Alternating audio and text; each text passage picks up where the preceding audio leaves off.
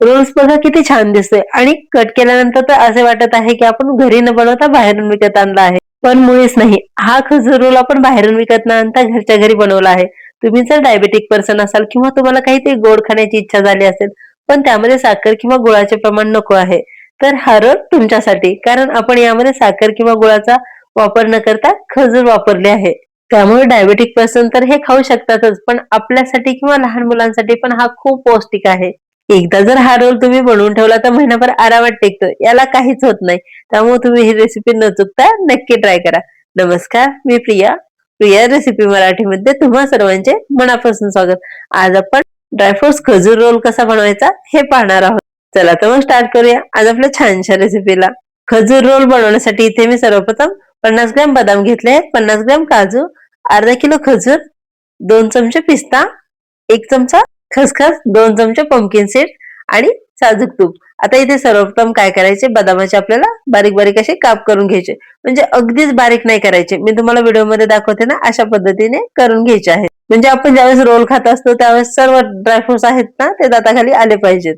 आता इथे बदामाचे काप करून झाले. याच पद्धतीने आता मी काजूचे पण बारीक बारीक काप करून घेत आहे. यामध्ये तुमच्याकडे जेवढे अवेलेबल ड्रायफ्रुट्स असतील तेवढे तुम्ही यामध्ये वापरू शकता. आता इथे काजूचे पण बारीक बारीक काप करून झालेत. अशाच पद्धतीने पिस्त्याचे पण काप करून घेऊ. तुम्हाला जर अगदीच ड्रायफ्रुट्स यामध्ये घालायचे नसतील तर काय करायचं, शेंगदाणे भाजायचे आणि त्याची साल काढून ते नंतर मिक्सर मधून वाटून घ्यायचे. ते जरी घातले तरी पण तुमचे जो रोल आहे तो एवढाच पौष्टिक बनणार आहे. आता इथे मी खजूर घेतले आहे. यामध्ये ज्या बिया आहेत ते मी काढून घेत आहे. इथे शक्यतो खजूर घेताना जी डार्क ब्राऊन कलरची खजूर असते ही घ्यायची. म्हणजे ही खूप मौसूद पण असते. यामुळे तुम्ही जी ही बिया काढलेली खजूर आहे ती मिक्सर मधून वाटून घेऊ शकता किंवा हाताने मॅश करून घेतली तरी चालेल. कारण ही अगदी मौसूद असते. त्यामुळे हाताने पण पटकन अशी मॅश होते. आता खजूर मध्ये सर्व बिया काढून झाले की काय करायचं, एक मिक्सरचे भांडे घ्यायचे. त्यामध्ये ही खजूर आपल्याला घालायची आणि मिक्सर मधून वाटून घ्यायची. आता इथे पॅन मध्ये मी 2 चमचे खसखस घालून घेतले आहे. ही खसखस आपल्याला एखादा मिनिट भाजून घ्यायची आहे. खसखस पटकन लाल होते त्यामुळे जास्त वेळ किंवा जास्त हाय हीट वर नाही भाजायची. अगदी मंद आचेवर थोडा वेळ भाजून घ्यायची. आता यामध्ये मी पिस्त्याचे काप घालून घेतले आहेत. पिस्त्याचे काप पण आपल्याला खसखस सोबत भाजून घ्यायचे आहेत. खसखस आणि पिस्त्याचे काप भाजून झाले की आपल्याला एका डिश मध्ये हे काढून घ्यायचे आहे. आता याच पॅन मध्ये आपल्याला बदामाचे काप, तसेच काजूचे काप आणि भोपळ्याच्या बिया घालून घ्यायच्या आहेत आणि 2 ते 3 मिनिट आपल्याला मीडियम हीट वर हे भाजून घ्यायचे आहे. मी यामध्ये तुमच्या आवडीनुसार कुठलेही ड्रायफ्रुट्स घालून घेऊ शकता.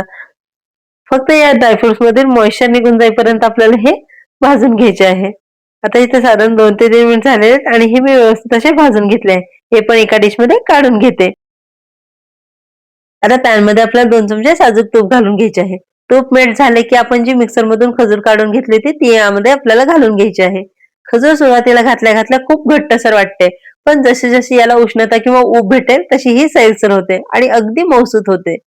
साधारण 2 ते 3 मिनिट लागतात आपल्याला हे परतून घेण्यासाठी. आता यामध्ये आपण जे भाजून घेतले ड्रायफ्रुट्स आणि खसखस होती ना ती यामध्ये घालून घेतली आहे. आणखी आपल्याला 3-4 मिनिट हे परतून घ्यायचे आहे. म्हणजे याचा जो कणकेचा गोळा असतो त्या पद्धतीने घट्टसर असा गोळा तयार होईपर्यंत आपल्याला हे परतून घ्यायचे आहे. आता इथे गॅस मी बंद करून घेतला आहे. आता हे मिश्रण बटर पेपरवरती काढून घेऊ आणि याला थोडेसे पसरून घ्यायचे आहे. यामुळे काय होते, हे जे मिश्रण आहे ते पटकन थंड होते. एक साधारण 3 ते 4 मिनिटानंतर हे थंड झाले आहे आणि आता याचा आपल्याला रोल बनवून घ्यायचा आहे. यासाठी मी इथे कटिंग पॅड आहे यावरती तूप लावून घेतले आहे. आता यावरती आपल्याला हे मिश्रण ठेवायचे आणि याचा रोल बनवून घ्यायचा आहे. तुम्ही ते बघू शकता किती सोप्यात सोप्या पद्धतीने हा आपण रोल बनवला आहे. आता काय करायचे, त्याला आणखी सुरेख दिसण्यासाठी एका डिश मध्ये मी खसखस आणि पिस्त्याचे काप घालून घेतले आहेत. आता हे आपल्याला व्यवस्थित असे या रोलवरती कोट करून घ्यायचे आहे. यामुळे काय होते, आपला जो रोल आहे तो आणखी सुरेख दिसतो.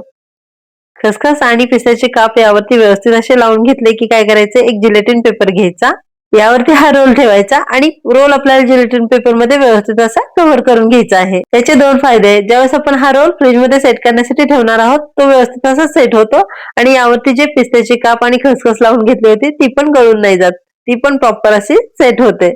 आता हा रोल आपल्याला फ्रीज मध्ये 2 तासासाठी सेट करण्यासाठी ठेवून द्यायचा आहे. यामुळे काय होते, यामधील जी खजूर आणि ड्रायफ्रुट्स आहेत ते व्यवस्थित असे इंटॅक्ट होतात आणि आपण ज्यावेळेस कट करणार आहोत ते प्रॉपर असे कट होतात. आता इथे साधारण 2 तासासाठी हा रोल मी फ्रीज मध्ये ठेवून दिला होता. आता यावरती जो जिलेटिन पेपर लावून घेतला होता तो मी काढून घेते. रोल सेट झाल्यानंतर आपल्याला चाकूच्या साह्याने हा कट करून घ्यायचा आहे. इथे चांगली धार असलेला चाकूचा वापर करायचा, कारण आपण हा फ्रीजमध्ये ज्यावेळेस ठेवतो ना, त्यावेळेस तो थोडासा हार्ड होतो यासाठी. तुम्ही ते बघू शकता किती परफेक्ट असा हा कट होत आहे. अशा पद्धतीने इथे आपला खजूर ड्रायफ्रुट्स रोल बनवून झालेला आहे आणि तुम्ही ते बघू शकता किती गोलाकार शेप मध्ये अगदी सुरेख असे याचे काप पडले आहेत. अगदी परफेक्ट.